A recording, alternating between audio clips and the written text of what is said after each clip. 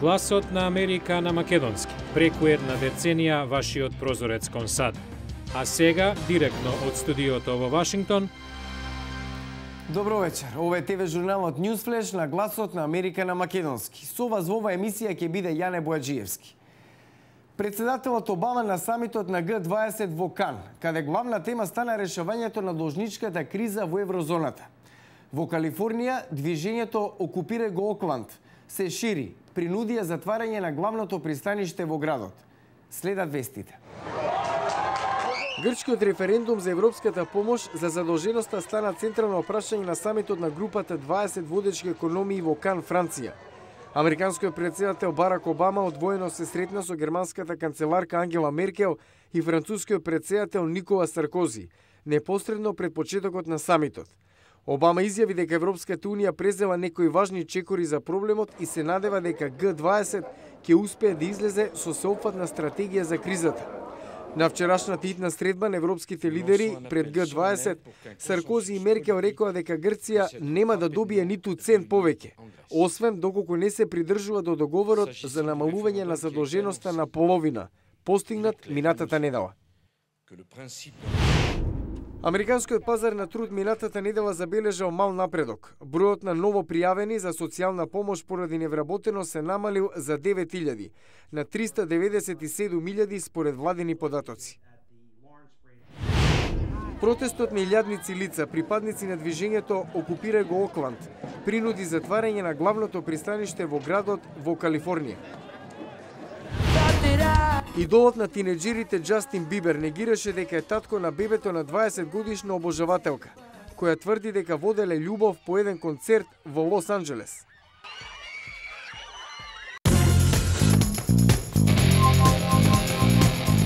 Гласот на Америка ви подарува компјутер. Кликнете "Ми се допаѓа" на нашата Facebook страница за да влезете во избор за бесплатен iPad 2. Добитникот ќе го објавиме на 15 ноември. Движењето Окупирај го Wall Street ги изненади сите со успехот. Каква е врската на тој успех со организацијата на ова движење, што се расшири по други градови во САД и светот? Од прилогот во продолжение.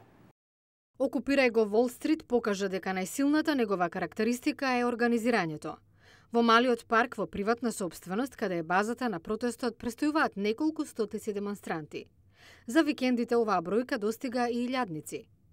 Интернет страницата на движењето наведува дека досега собрало $300,000 за да одговори на потребите на собраните, но главно зависи од донирани добра и услуги.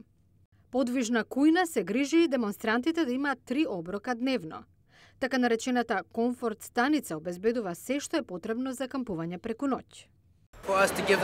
Обезбедуваме и туширање. По 4 до 5 лица ќе појдат во куќа во собственост на некој кој или е дел од движењето или пак ни подарува место да се истушираме. Некои од средбите на демонстрантите се одвиваат и на шпански. It's a very inclusive movement. No one owns this movement. Се работи за движење што вклучува, никој не го поседува. На некој начин нормално е за град како Њујорк. Стресот е нормална појава на вакви собири, но и за тоа има решение. Се нудат јога сесии наутро, па дури и масажа.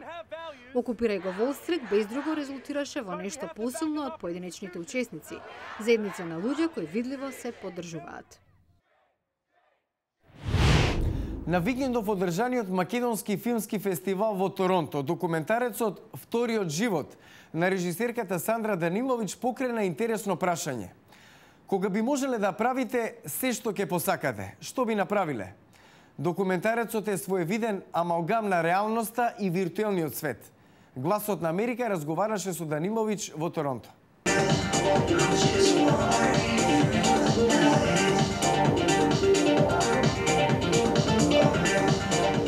Режисерка, продуцентка и професорка на коледж, а иден докторант по информатика на Универзитетот во Торонто. Амбициозната Сандра Данилович веќе 26 години живее во канадската метропола.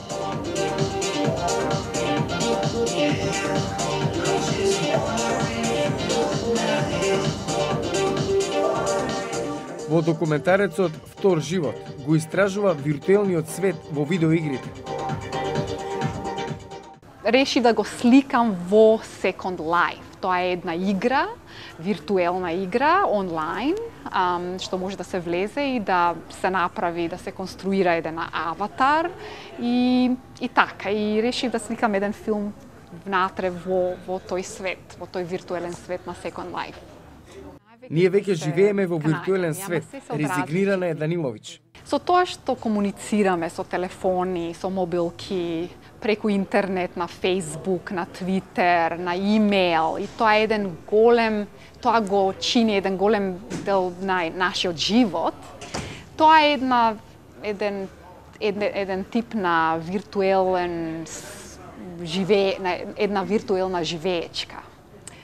Дека виртуелната реалност го освојува секојдневието е непобитен факт, но за Даниловиќ е побитно прашањето како таа може да им помогне на луѓето во вистинскиот живот. There were symptoms of the illness from the time I was about 4 on. When I first sort of came out, when I was in university, people would actually cross the Филмот го снимала една година. Вториот живот е прикажуван на фестивали во Сан Франциско, каде е награден и за најдобар документарен филм во категоријата Нови медиуми.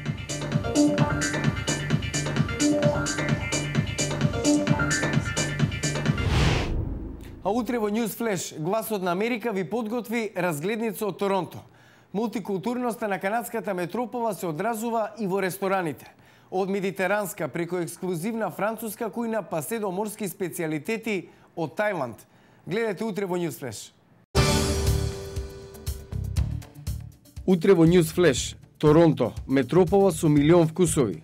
Од ресторан до ресторан, ниту едно јадење не е исто. Гледате утре во News Flash.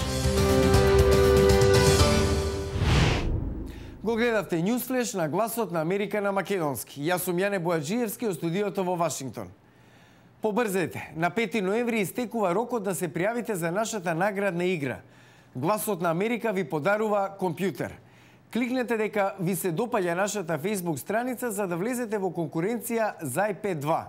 Добитникот ќе биде објавен на 15 ноември. За најнови содржини посетете нашата веб страница glasnaamerika.com. Пријатна вечер. Се гледам утре.